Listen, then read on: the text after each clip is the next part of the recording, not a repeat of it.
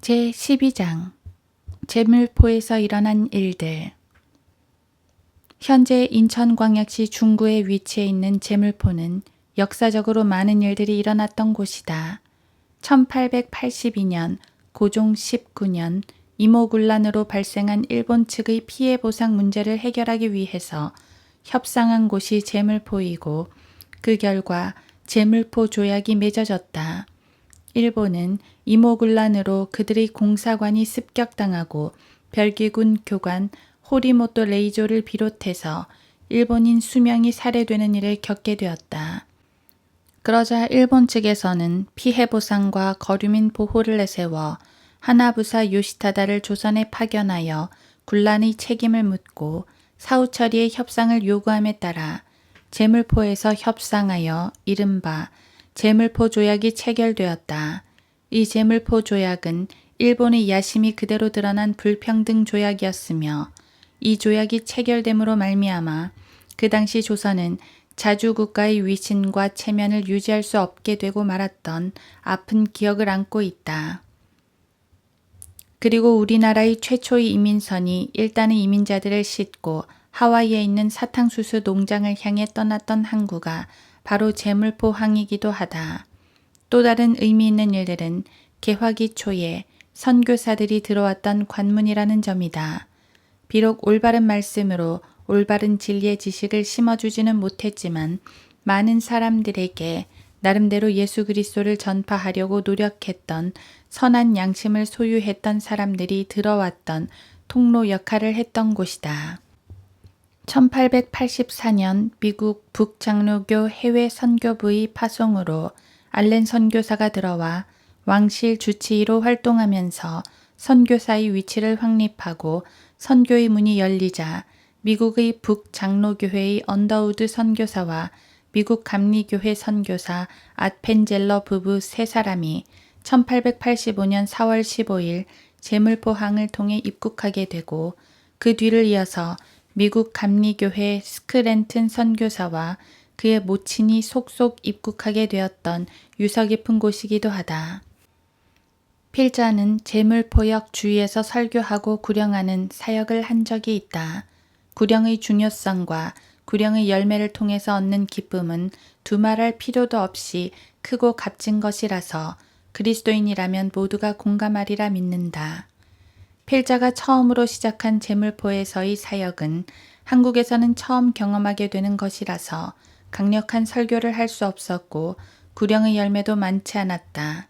하지만 실망하지 않고 하나님의 지혜와 능력을 구하고 경험이 풍부하고 성령으로 충만한 지체들을 통해서 많이 배웠다. 강력한 설교를 통해 복음을 선포하고 죄인들에게 찔림을 주며 구원받는 길을 제시해주는 형제들을 통해서 많은 것들을 배우고 실행하면서 열매들을 얻게 되었다. 제물포역에서 사역하는 동안에 구령했던 사람들은 참으로 다양한 배경을 갖고 있는 사람들이었다. 각 개인의 얼굴과 손바닥의 지문이 다르듯이 각 사람이 처한 현실과 그 사연은 얼마나 다양했는지 모른다. 필자의 구령일지에 보면 다양한 방법으로 구원받은 자를 구원하신 하나님의 사랑과 자비의 지혜가 드러나 있다. 그 중에 몇 가지 경험들을 이 지면을 통해서 죄인이 예수 그리스도를 자신의 구주로 영접하는 순간들을 나누어 보고자 한다. 당시 53세의 김용식 씨는 무표정한 얼굴에 망연자실한 모습으로 허공을 응시하고 있었다. 예수님 믿으십니까? 라고 묻자 흠칫 놀라는 표정을 지으며 안 믿는다고 했다. 그래서 복음을 전했더니 경청한 후 자신이 처해 있는 현실에 대해서 설명을 해주었다. 그의 사연은 무척이나 딱한 처지에 놓여 있었다. 그는 택시 운전기사였는데 개인 택시 면허를 받을 꿈에 부풀어 있었다. 개인 택시 면허 자격 요건 중 중요한 10년 무사고 운전이 한 달만 더 채우면 되는 시점에서 그만 사고를 내고 그 꿈은 사라져버렸다.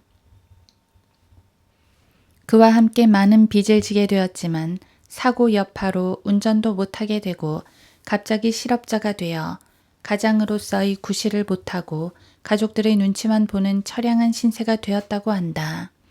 그 와중에 교회 여집사였던 아내가 가출해버리고 자녀들도 흩어져 버렸다는 것이다. 그래서 할 수 없이 일자리를 구하러 다니다가 일자리 두 군데를 발견하고 선택의 기로에서 어떻게 할 바를 몰라 그렇게 서 있었던 것이었다. 그가 발견한 일자리 중 한 군데는 서울에 있는 5개 주차관리 요원이었고 또 다른 일자리는 집 주변에 있는 아파트 경비원이었다. 그런데 월급이 문제였는데 서울에 있는 주차관리 요원의 월급이 집 주변에 있는 아파트 경비원의 월급보다 10만 원 더 준다는 것이었다. 그래서 10만 원의 월급 차이 때문에 고민하고 서울 가는 차를 탈까 말까 망설이고 있는 중이라는 것이었다. 그 소리를 듣고 참으로 지성은 무엇이고 분별력은 무엇인가를 다시 한 번 더 생각해 보게 되었다. 그 순간 필자가 그에게 줄 수 있는 답변은 뻔한 것이었다. 선생님은 월급 10만 원 때문에 그런 고민하시는데 그럴 필요 없이 집 가까운 곳에 있는 아파트 경비원을 택하십시오. 그 이유는 서울로 출퇴근하려면 새벽에 일어나서 1시간 반이라는 시간을 써야 하고 퇴근할 때에도 마찬가지로 1시간 반을 써야 하는데 하루 3시간을 차 안에서 허비하게 되고 일 역시도 비가 오거나 추운 겨울에 밖에서 하는 일이 얼마나 더 고생이 많겠습니까? 그리고 교통비를 따져보십시오. 제 생각에는 아파트 경비원이 훨씬 더 나을 것 같습니다. 라고 하자 그는 반색을 하면서 아 그렇군요 하면서 필자의 손을 덥석 잡으며 감사하다고 고마움을 표시했다. 그래서 기회를 놓치지 않고 복음을 다시 설명하고 집을 나간 아내에 대한 감정을 풀고 교회에 대한 악감정도 풀고 그는 교회의 집사까지 하고 있는 상황에서 집을 나간 아내 때문에 교회에 대한 반감을 갖고 있는 상태였다.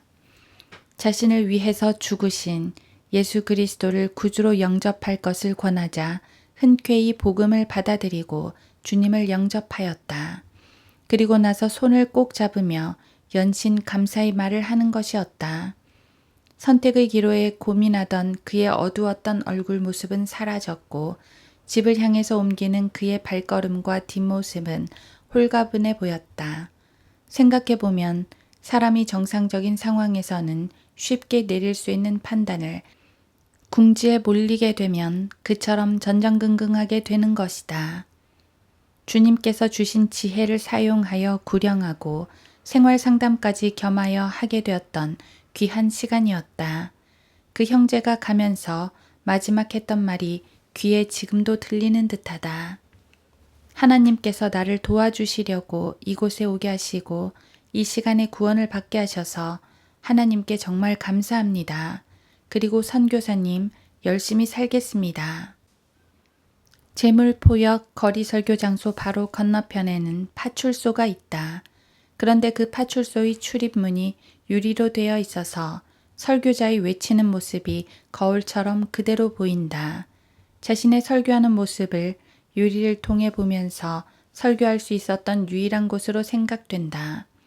대한민국의 경찰들은 우리의 입장에서는 아직까지도 한 가지 좋은 점이 있다면 그것은 경찰들이 거리에서 설교하고 복음 전하는 사람들에게 관대하다는 것이다. 외국에서는 한국에서처럼 거리 설교를 한다는 것이 쉬운 일은 아니다. 각 나라와 각 지역에 따라 다르긴 하지만 자유롭지 못한 것은 사실이다. 그런데 제물포에서는 파출소 바로 앞에서 설교를 해도 제지하지 않는다. 그들이 설교를 매주일 반복해서 듣고 그 내용을 알고 있기 때문에 그들이 할 말이 없었을 것이다. 더구나 필자가 설교하는 주변 일대는 청소년 보호지역으로 지정되어 있는 장소이기 때문에 죄에 대해서 심판에 대해서 외쳐대는 설교자에게 할 말이 없을 것이다. 몇 년 전 그곳에서 있었던 일이다. 그날도 여느 때와 마찬가지로 죄인들에게 찔림을 주는 설교를 하고 있는데 파출소에서 탁발승처럼 머리를 깎고 한복 차림을 한 30대 중반의 여인이 파출소에서 나와서 설교를 듣고 큰 소리로 아멘 하는 것이었다. 언뜻 보기에도 정상이 아닌 듯해 보였는데 바로 앞에서 구령하고 있는 형제에게 다가가서 무엇인가를 묻기도 하고 질문도 하면서 진지하게 듣고 있었다. 처음에는 형제가 정신 이상자에게 붙잡혀 시간만 빼앗겠다는 생각이 들어서 안타까운 마음이 들었으나 설교를 마치고 옆으로 다가가자 그 여인은 활짝 웃는 얼굴로 목사님 안녕하세요. 수고하십니다.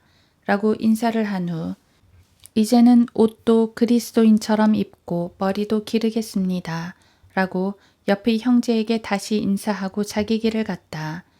궁금해서 형제에게 그 여인에 대해서 어떤 경우냐고 물어보았다. 알고 보니 자신은 구원받은 그리스도인이라고 주장하고 삭발을 하게 된 이유는 하나님의 자녀인 자신에게 닥친 고난들이 많아서 하나님께 한거하는 뜻에서 절에 가서 머리를 깎았는데 중이 그 한복을 줘서 입고 다닌다고 자신의 처지를 말했다는 것이다. 그리고 자신은 마귀 들려 있으며 자기를 위해서 목사들이 아무리 기도를 해도 마귀가 떠나지 않는다면서 하소연도 했다는 것이다. 그래서 형제가 구원에 관한 것과 그 외에 몇 가지를 확인하고 정말로 구원받은 그리스도인이라면 남들이 오해하지 않도록 머리도 다시 기르고 옷도 하나님의 자녀답게 입고 다니라고 충고를 했더니 그렇게 하겠다고 순순히 받아들였다는 것이다. 그리고 복음 전하다가 그처럼 독특한 사람은 처음 만나본다면서 그 여인의 구원에 대해서 반신반의하는 것이었다. 필자도 그 소리를 듣고 그 여인의 구원에 대해서 확신할 수 없었고 참 이상한 여자도 다 있구나 하고 계속해서 죄인들을 구령하기 시작했다. 그런데 여고생들에게 복음을 전하고 영접 기도를 할 순간에 그 여인이 다시 나타났다. 구령할 때 자주 겪게 되는 방해는 복음을 듣고 있던 사람이 영접하려는 순간에 기다리던 사람이 와서 데려가거나 핸드폰이 울려서 실패한 적이 한두 번이 아니었다. 그래서 드디어 저 여인이 방해를 하려고 나에게도 오는구나 하고 경계의 눈초리로 그녀를 바라보자 목사님, 제가 저쪽에 학생들을 몇 명 모아놓았는데 저 녀석들에게도 복음을 전해주세요. 라고 부탁을 하는 것이었다.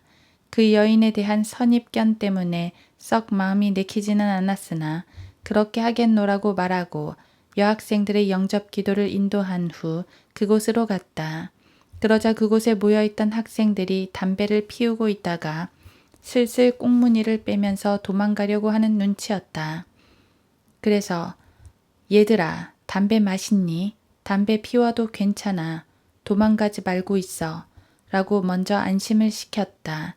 그러자 옆에서 기다리고 있던 그 여인이 자, 얘들아, 이제 목사님 말씀 듣자. 조용히 하고 들어. 하면서 분위기 조성까지 해주었다. 그들이 복음을 들을 준비가 되자 거기 모인 남자 고등학생 6명 그리고 그 여인을 포함해서 총 7명의 혼들에게 강력하게 복음을 전하고 영접을 촉구했다. 그 여인은 복음을 전하는 과정에서 그들의 쓸데없는 질문과 돌출 발언들을 제지하고 질서를 바로잡아주는 역할을 해주었다. 어찌된 영문인지는 모르겠지만 거칠어 보이는 남학생들이 그 여인의 말에는 순순히 복종하는 모습이 신기했다. 복음을 다 전하고 구원받을 사람은 손을 들어 라고 하자 그 여인을 포함해 7명 전원이 손을 번쩍 들었다. 그들은 한 목소리로 힘차게 영접 기도를 한 후 다시 한번 확인하기 위해서 구원받은 사람은 손을 들라고 하자 모두들 고무된 표정으로 또다시 손을 높이 들고 선교사님 감사합니다 라고 인사를 잊지 않았다. 필자는 복음을 전하기 전에 목사가 아니고 선교사라고 소개를 했었다. 다 끝나고 그때서야 그 여인의 환하게 미소 짓는 얼굴과 손을 보니 그 손에는 담배 한 갑이 쥐어져 있었는데 그들을 모으기 위한 미끼였음을 금방 알 수 있었다. 이런 상황을 어떻게 설명해야 좋을지 지금도 잘 모르겠다. 다만 그들이 복음을 들었고 상규된 표정으로 죄에 대한 찔림을 받았으며 구원에 대한 중요성을 분명하게 인식하고 예수 그리스도를 개인의 구주로 영접했다는 것이다. 자칭 그리스도인이라고 했던 그 여인도 구령자의 옆에서 분명하게 주님을 영접했다는 사실이다. 주님께 영광을. 그 순간 주님께서는 구원하실 자를 구원하시기 위해서 이런 상황도 허락하신다는 사실을 깨달으면서 사도행전 16장 17절 말씀이 떠올랐다. 빌립보에서 점치는 영에게 사로잡혀 있던 여인이 바울과 실라를 향해서 외쳐 말하기를 이분들은 지극히 높으신 하나님의 종들이라 우리에게 구원의 길을 전하신다 라고 외쳤다. 때로는 마귀 들린 사람도 하나님을 시인하는 것을 볼 수 있다.